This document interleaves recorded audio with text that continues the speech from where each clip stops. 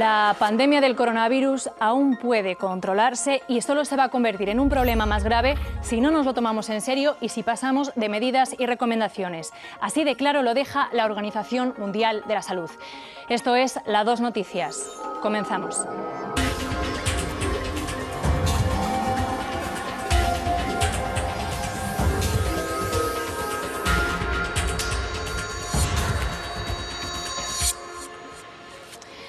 Tratar de salir de casa lo menos posible. Ya lo aplica Italia, el país más afectado por el coronavirus en Europa, que hoy presenta calles semidesiertas como lo estuvieron las de la ciudad china de Wuhan, foco de la pandemia. Y la escena empieza a repetirse por toda Europa. Parece que el aislamiento social, aparte de la higiene, es lo único que funciona para frenar el contagio. Y es lo que recomiendan desde la Organización Mundial de la Salud a nuestras autoridades sanitarias. En España ya nos acercamos a los 3.000 casos de coronavirus y los muertos casi se han duplicado desde ayer. Hay 84 fallecidos y el pico de contagios va a seguir creciendo probablemente las 3 próximas semanas y se espera que empiece a remitir en un mes.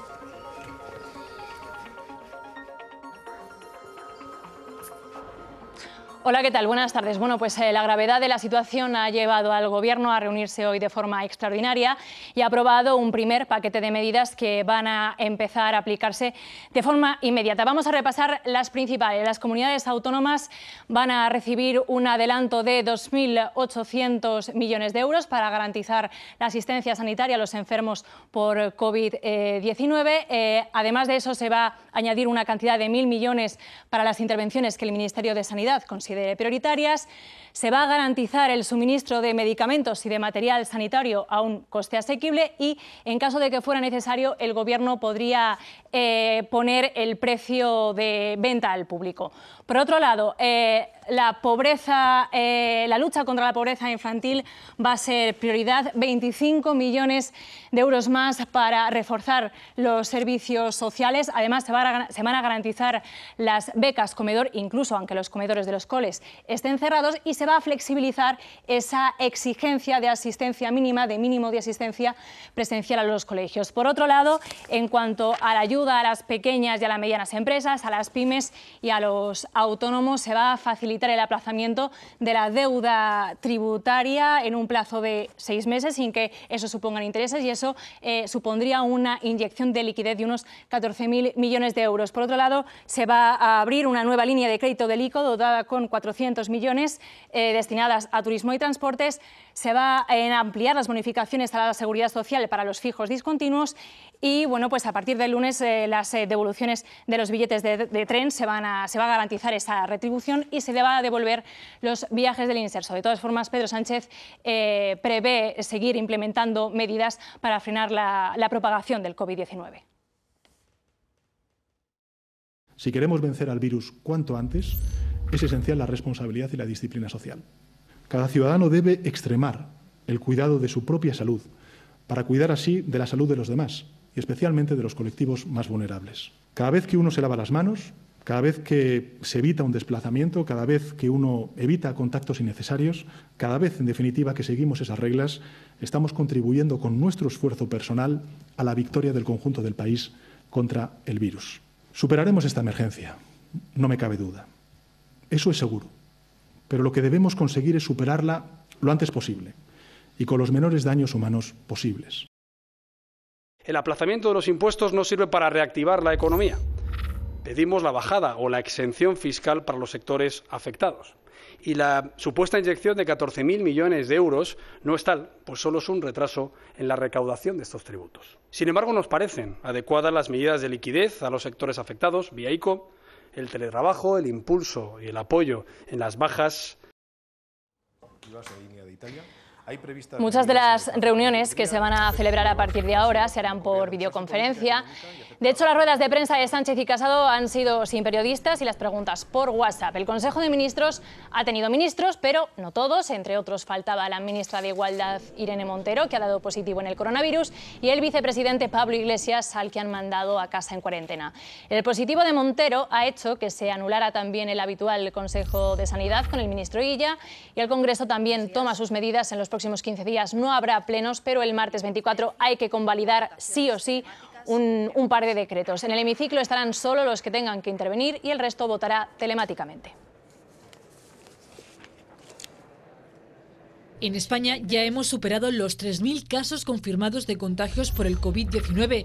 Los últimos datos de Sanidad hablan de 84 fallecidos. Hoy se ha registrado el primero en Baleares y la situación se ha complicado especialmente en el Hospital de Igualada, en Barcelona. Allí son 48 contagiados, de ellos 33 sanitarios.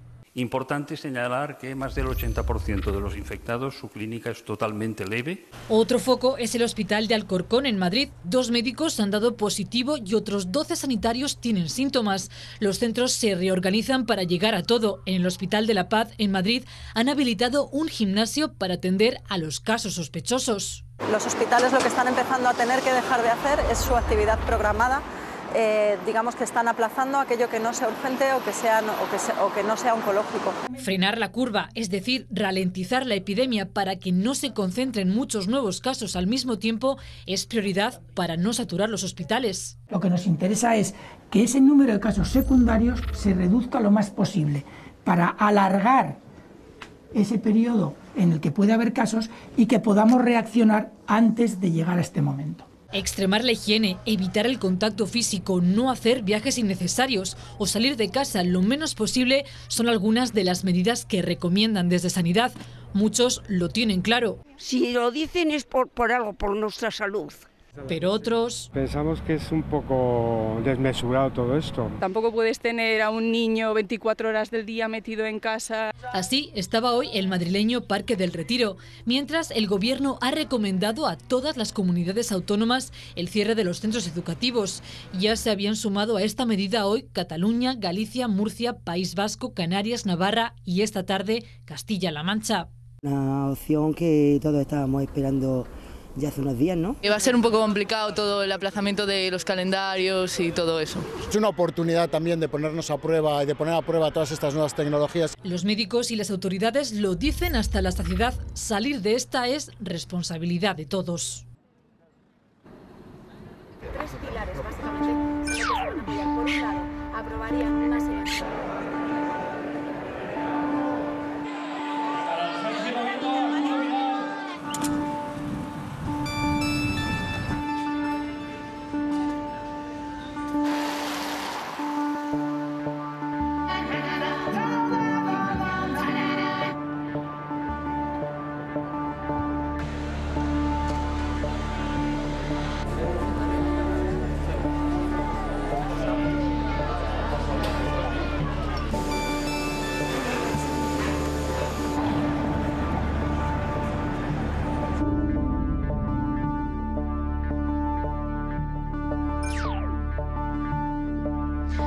Bueno, pues desgraciadamente uno de los sectores más afectados por el coronavirus es la cultura, que se acerca al cierre total, algo que ha pillado desprevenido al sector y del que dependen en cascada no solo los artistas, sino técnicos, regidores, productores, distribuidores o personal de sala.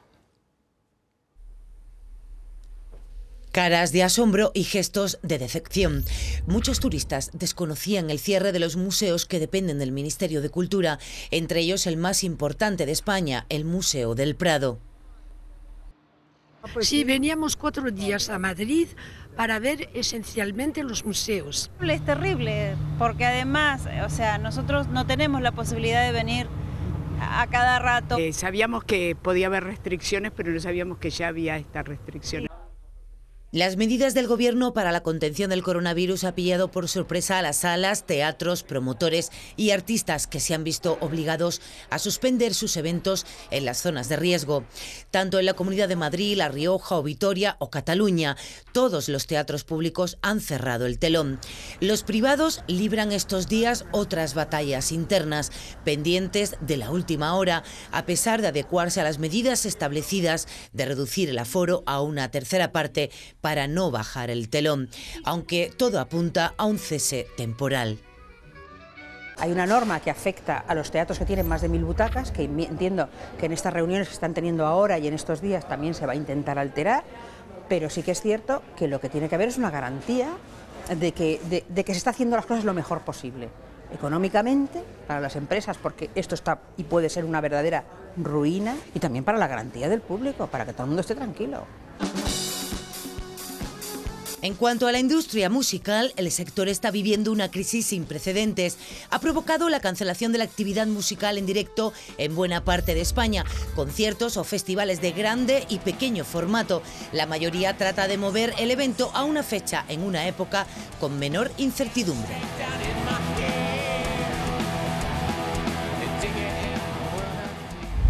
En Estados Unidos, en 27 horas, aquí a partir de la medianoche del viernes, no se permitirá la entrada de extranjeros que hayan estado en los últimos 14 días en alguno de los países de la zona Schengen y de casi todo el continente europeo, con alguna excepción como Reino Unido, Bulgaria o Chipre. Sí podrán regresar los estadounidenses, aunque tendrán que guardar cuarentena, y el veto durará 30 días, aunque podría alargarse y no afectará a las mercancías. Europa es la nueva China, ha dicho un alto cargo sanitario, así que han hecho lo mismo que con el gigante asiático hace un mes.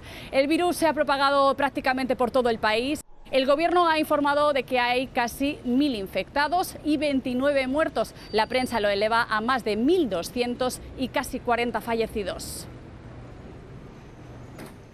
Y Estados Unidos no es el único país que veta la entrada de europeos. En particular, los españoles también hemos entrado en la lista negra de El Salvador, Bolivia, Venezuela, Marruecos, Israel, Jamaica o Jordania, y otros muchos han decidido ponernos en cuarentena al entrar en su territorio, como Chile, Rusia, la India, Guatemala o Argentina, entre otros países sudamericanos. Pero los españoles que se han quedado atrapados en estos países sí pueden volver a España sin problema. Ya lo están haciendo, por ejemplo, los que estaban en Italia cuando el martes se decretó el cierre aéreo del país. Parte de ellos ya están empezando a volver.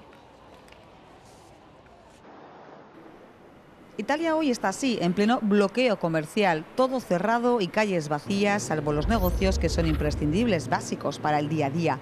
Y estos son las tiendas de alimentación o negocios como los de Giuseppe, que da comidas a domicilio. Sí, es importante restare calmi, non andare nella psicosi per affrontare nel migliore dei modi questa situazione che è complicata. Las farmacias donde se ven largas filas y con distancia por prevención. Triste ma ottimista. Y todo lo demás ha echado el cierre para las 2 próximas semanas. È una situazione drammatica, tutto chiuso, una città come Roma, cioè è tutto giusto, però è una situazione veramente brutta. Mientras el día a día dentro de una ciudad como Roma, que es completamente distinta a lo que estamos acostumbrados a ver, sin gente, y donde es imprescindible llevar, como en el resto de Italia, el famoso salvoconducto, que es este documento que debemos llevar siempre con nosotros para poder justificar cualquier desplazamiento dentro del territorio. A nosotros, desde que estamos aquí, nos lo ha pedido la policía, pero ojo, que te lo puede pedir y si no cumple las medidas de seguridad incluso te puede detener. Ayer en Roma hubo 7 detenidos. No guardar la distancia de 1 metro, no puede haber concentraciones en la calle, no justificar el desplazamiento dentro del territorio por salud o trabajo. El mejor mensaje es este que lanzan estas enfermeras de Roma: quédense en casa, ya trabajamos nosotras. China, con 80.000 infectados y más de 3.000 muertos, ha anunciado que ya ha pasado su peor pico de contagios y asegura que cada día registra menos pacientes con coronavirus. También ha bajado el número de muertes y la curva parece que desciende poco a poco. No obstante, y una vez declarada la pandemia, el país no puede bajar la guardia y siguen las medidas restrictivas, aunque las calles ya vuelven a llenarse de gente. China nos ha ofrecido su experiencia como ayuda para paliar la expansión del coronavirus en España. Christine Lagarde se enfrenta hoy a su primera prueba de fuego al frente del Banco Central Europeo y los mercados la han suspendido. Lagarde ha optado por mantener los tipos de interés en contra de lo que han hecho sus colegas de la Reserva Federal de Estados Unidos y del Banco de Inglaterra. Ella ha apostado por garantizar la liquidez por 2 vías. Por un lado, el Banco Central Europeo comprará este año 120.000 millones más de deuda de los estados y las empresas, y para facilitar que el dinero llegue a las pymes, rebaja las exigencias de capital a los bancos. Y como ya hizo el martes, Christine Lagarde volvió a poner deberes a los líderes de los 27 para intentar sortear una crisis económica que parece agravarse cada día. An ambitious and coordinated fiscal policy response. Ambitious and coordinated fiscal policy response is required to support businesses and workers at risk. Los mercados esperaban medidas más ambiciosas por parte del Banco Central Europeo y la decepción ha llevado a las bolsas de todo el mundo a un descalabro sin precedentes. El IBEX 35 ha cerrado hoy su peor jornada de la historia, perdiendo más de un 14%. Solo el desplome de más del 12% de la jornada tras el referéndum del Brexit se le acerca. En el resto de bolsas europeas las caídas han sido muy similares y en Wall Street incluso han tenido que paralizar las cotizaciones porque han llegado al límite máximo de pérdidas establecido.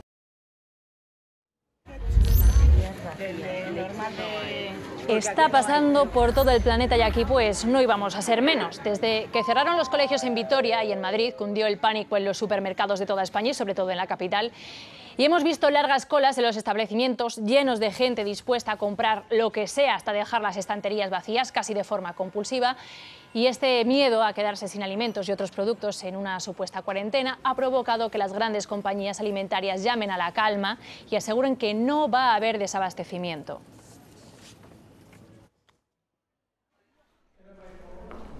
Ni las mascarillas, ni el gel desinfectante, ni los guantes de látex. El producto estrella del coronavirus es el papel higiénico.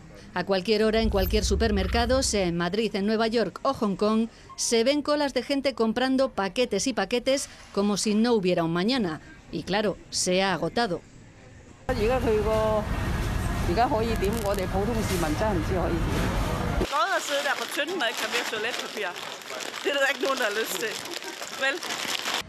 Su escasez provoca angustia y hasta altercados. En China ha habido pillaje de papel y en Australia peleas en el súper por ver quién se hacía con el último rollo.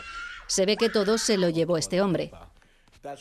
We got 2,306 rolls of toilet paper delivered to us today, and we've done the math, and at the rate that our family goes through this toilet paper, it's going to take us 12 years to work through all of that toilet paper.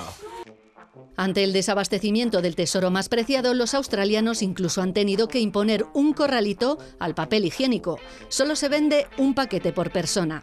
La policía allí ha tenido que llamar a la calma. We just ask that people don't panic like this when they go out shopping. There's no need for it. It's not the Thunderdome. It's not Mad Max. Acumular rollos de papel no es necesario para sobrevivir a una cuarentena. Entonces, ¿qué explica esta locura? Según los psicólogos, porque nos funciona como placebo mental, como mecanismo de control. No podremos ir a bares ni salir de casa, pero sí limpiarnos el culo como Dios manda. Incertidumbre, suposiciones, tensión, sobrecogimiento. ¿Qué hacemos ante esta situación? Pues intentamos aumentar nuestra percepción de control. ¿Y cómo lo hacemos? Intentando abastecernos. Dicen también los expertos que el papel higiénico tiene que ver con la esencia humana. Su uso es lo único que nos diferencia de los animales, al defecar. Otra explicación, más prosaica, que estamos cagados con el coronavirus y apretar el culo ante lo que pueda venir es lo que nos queda.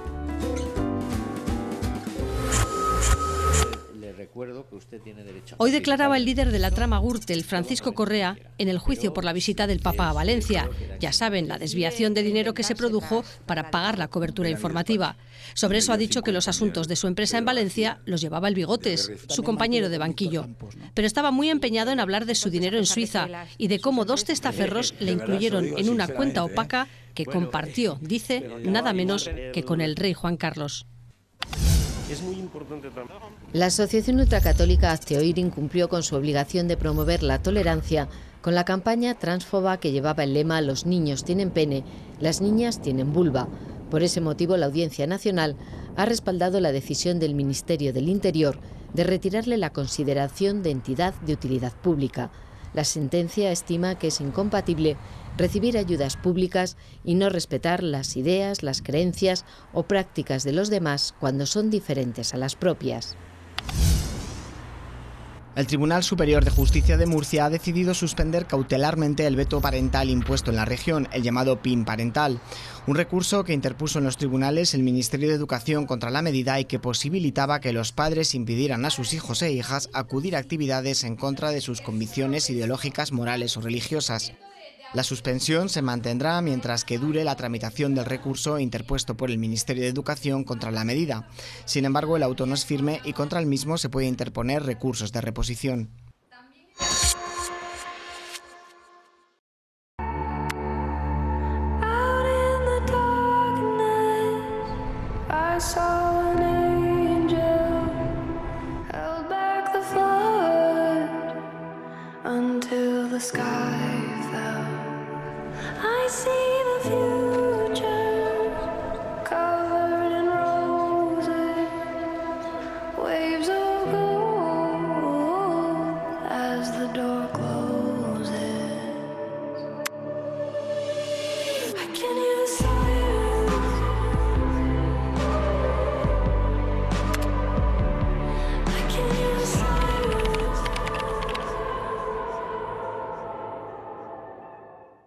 Hace 5 meses estallaron unas protestas masivas en el Líbano que pedían un cambio político y que, bueno, pues hemos ido siguiendo las dos noticias.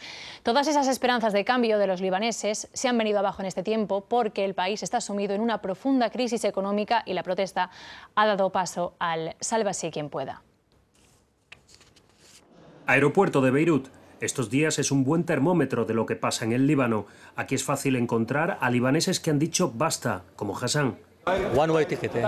No hay trabajo, así que he comprado un billete de ida a Londres y no pienso volver. Como él, unos 66.000 libaneses emigraron el año pasado, cifra récord.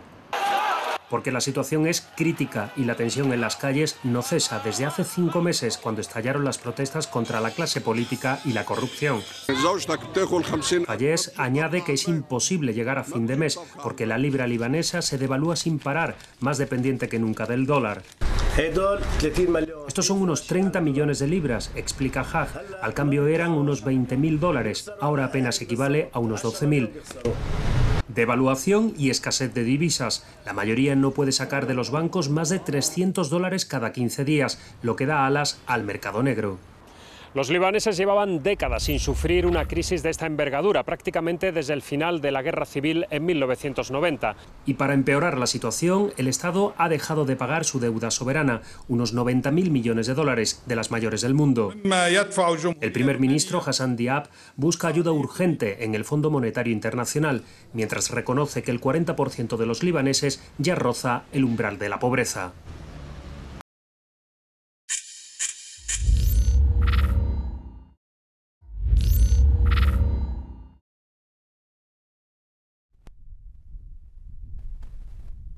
En medio de la nada, un altar de peluches recuerda a las víctimas del vuelo MH17 derribado en Donetsk, al este de Ucrania. Sus familiares, 5 años después, siguen preguntándose quién lanzó un misil contra un avión lleno de turistas que viajaban de Ámsterdam a Kuala Lumpur. Y tienen respuestas. I don't know yet. We've got to be fair. We've got to wait and see until all the evidence is put forward. But in the back of my mind, yes, I think Russia. Y apuntan a Rusia porque el misil se disparó desde una zona con una de esas guerras civiles de bajo perfil en la que desde hace 6 años combaten soldados ucranianos y separatistas prorrusos y que suma ya 13.000 muertos. Esta semana ha comenzado en Holanda el juicio por el derribo del avión con 4 únicos acusados. Dat in Oost-Oekraïne de rule of law niet langer bestaat, maar is vervangen door de rule of violence. Según la Fiscalía, Rusia ha intentado piratear los sistemas de seguridad de Malasia y Holanda sobre la investigación y hacerse con las pruebas. Muchos testigos están amenazados y van a declarar bajo el anonimato. La defensa niega injerencias rusas. Tijdens het betoog van het OM is erg veel tijd besteed aan de stelling dat de Russische Federatie structureel misleidende informatie zou verstrekken. Ninguno de los acusados se sentará en el banquillo. Los 4 siguen en libertad y Rusia se niega a extraditarlos. Esse progresso é o começo do fim do mundo. Está todo mundo preocupado com o vírus que vem dos estrangeiros. Está todo mundo preocupado se vai ter epidemia ou não. Saibam que quem poderia salvar o pulmão de cada um de vocês, essas árvores que estão aqui, elas têm o poder de cuidar do nosso pulmão e do nosso espírito.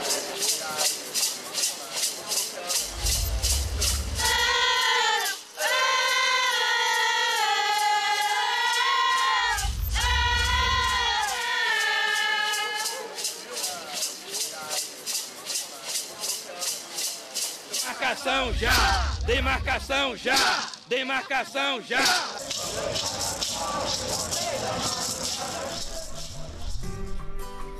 A pie de calle, en plena Habana, Héctor Gallo ha dejado su impronta.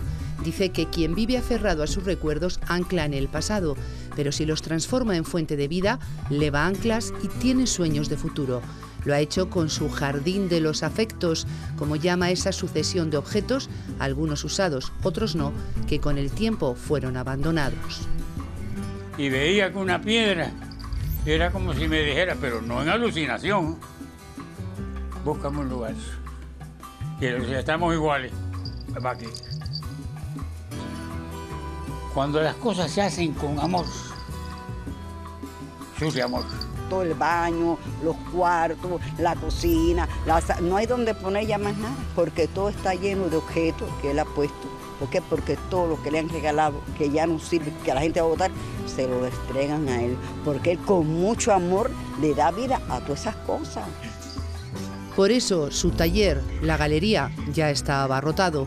Gallo, como lo conocen, da su toque personal a los objetos, los trabaja y les da una nueva vida. Me llevo muy bien con la cera, porque la cera es muy noble, admite mucho, y cuando uno le coge el golpe, hace como ella, se hace una buena amistad, una buena relación. Tan buena como la que tiene con quienes le visitan y con aquellos que le ayudan a mantener su jardín de los afectos.